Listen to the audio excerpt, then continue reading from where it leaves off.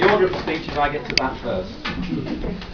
So good afternoon, ladies and gentlemen, and on behalf of Lucy and Dan, I'd like to welcome you to Tottington Manor for this celebration of their wedding. And what a fantastic celebration it's turning out to be. Absolutely amazing. Well done. Thank you. And in addition, we've got this fantastic weather. We were very worried about it in the lead up to the wedding, but today it was just absolutely amazing. Lucy did have a word with Father William, and he said he'd put in a good word for us, and that's Now I understand that some of you have travelled quite some distance to be here today. I think we've got quite a contingent that have come all the way from Partridge Green. Some from Wales. We've also got my own family who've made the trek from the far frozen north. My brother Tim, it was such a long and perilous journey, it took him 2 days to get here. And my sister Sara, who arrived in good time, we were drive down from the north, came to Tottington and then looked at which hotel she was booked into and discovered it was one that was 170 miles away. So she's had quite a long journey this morning. Now we've got Gemma and Paul. Shout to Gemma and Paul. I thought we'd actually get the prize for being the furthest travelled, because we've driven up from where we live in the south of France. But we lost out to Ollie and Kiki.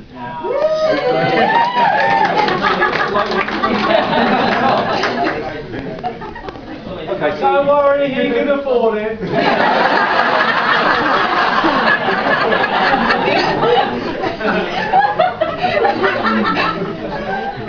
So when I was told this was going to happen, I was starting to put together some notes for today. I had a bit of a chat with Lucy and Dan to find out what sort of event they were planning and see if there was anything in particular they wanted me to cover, or anything they didn't want me to cover, or anything they wanted me to cover up. So what guidelines did they give me? Well, I'm pleased to say, apart from a couple of small exceptions, which we won't go into, they said I've pretty much got a free hand, so I can basically have a go at anybody. But they did say that they wanted it to be light-hearted and amusing, rather than the usual traditional and formal kind of speech, by which I think they meant boring. So I'll see how I get on. So I started off by doing a bit of digging, to see what dirt I could dig up on Dan.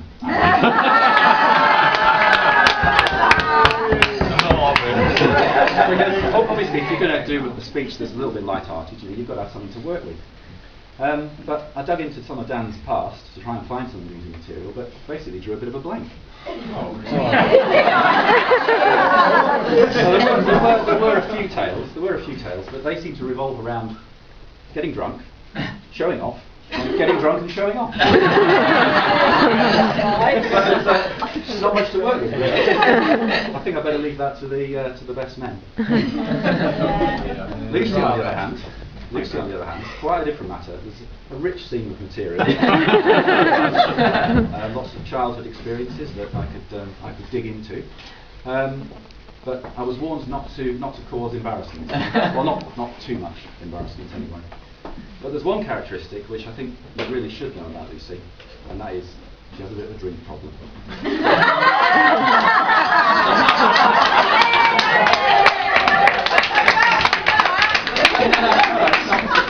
I've only just learnt this. Too late now. It's not serious, you know. It's not a big drink problem. It's more of a small drink problem. You see, old Lucy only needs a small drink to get an absolutely whopping hangover. Now this was obviously going to be a problem when she went away on the hen weekend to Benidorm. But just to be different, Lucy couldn't wait. Was she sick? What? Was she sick? Oh yes. But she was sick on the plane. Before it even got to Benidorm. She was still on the tarmac at Gatwick.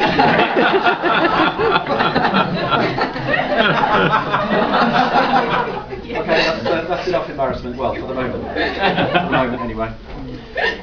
So we move on to happier thoughts of the engagement and plans for the wedding. And obviously we sort of talked about the arrangements and so on. And one question that came up was, what would Lucy call herself in married life? Well, Mrs. Maybe seemed to be the obvious answer. But she did toy with the idea of double-barrelling the name, so that she could be Lucy maybe Lawrence, or Lucy Lawrence maybe.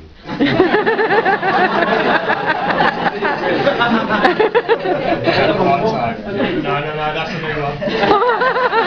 I had a bet with Dan before, because I asked him if it was okay to use his name, and he said, you won't be able to come up with any joke I haven't heard before. So I won that one. Okay. So as part of the same discussion about the name, I asked Lucy, well, how's the name spelled? And she said, M-A-Y-B. No. So you might just want to check in the register. That's what she actually said. Oh.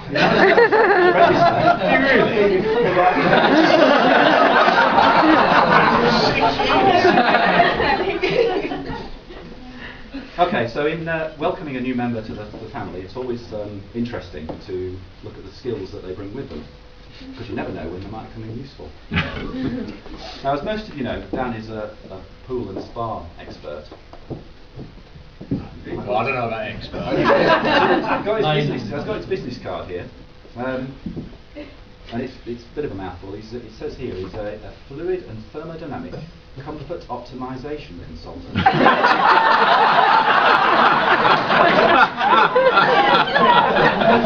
I'll just read that again. Fluid and thermodynamic comfort optimization consultant. Oh, it's here. Fat cock for sure.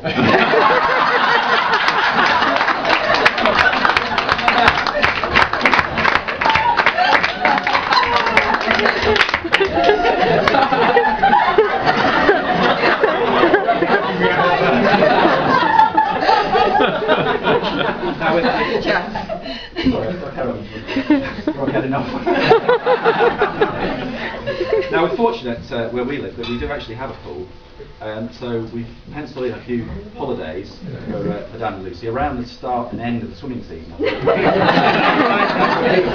Fishing nicely, yeah. And Amanda's rather hoping you're going to conjure up a heating system as well. That's all I ever hear about. Right. Now another of, exploring more of Dan's talents and qualities, another of Dan's qualities that we found very interesting was his extreme tidiness. Yeah. Some would say this is a bit of an obsession. Yeah. I heard OCD mentioned, which I think must be obsessive cleaning disorder, something like that. And when we went round to test the suits out, try on the suits, came in the door and there was Dan hoovering away.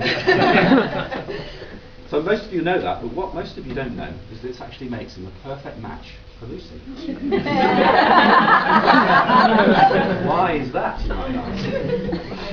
Well, that brings me on to Lucy's tidiness. Oops, no, sorry. That brings me on to Lucy's untidiness.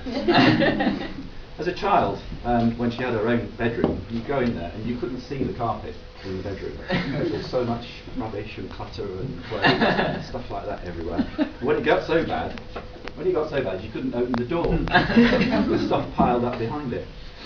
As you know, Lucy works for a major recycling company. She's doing very well, you know, we're very, very proud of what she's achieved there. But how she ever got a job with a company that whose slogan is intelligent waste management?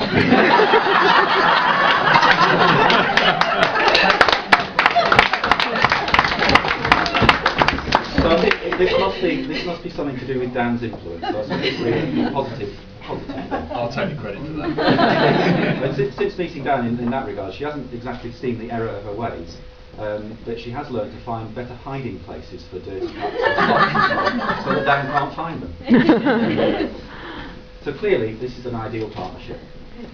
I'm still not quite sure who wears the trousers in this relationship. I think it might have been Lucy, but when it came down to it, she couldn't find where she put them. But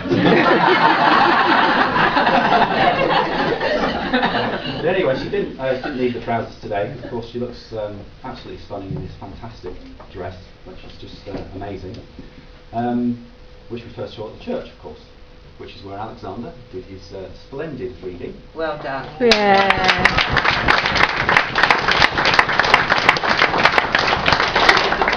I've taken the liberty of taking one of the verses from that, actually the same one that the vicar picked out, and added a few of my own. So if you'll bear with me. Oh dear. They're both not wholly perfect, but who are we to judge? He can be pig-headed, whereas she won't even budge. The marriage vows are taken, let nothing part them now. we must let them have their squabbles just as long as it's not a row. To Dan, I wish good fortune and a future clear and bright. Just be sure to guide dear Lucy, who can't tell left from right. Lucy, you deserve the best, all that you've been dreaming. But spare a thought for poor old Dan, and do help with the cleaning.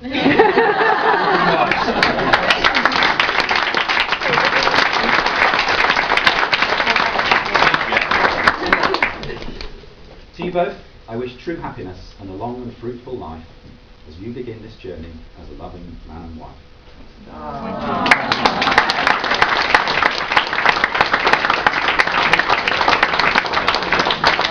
was going to close by asking Lucy to stand up and do a famous turkey impression.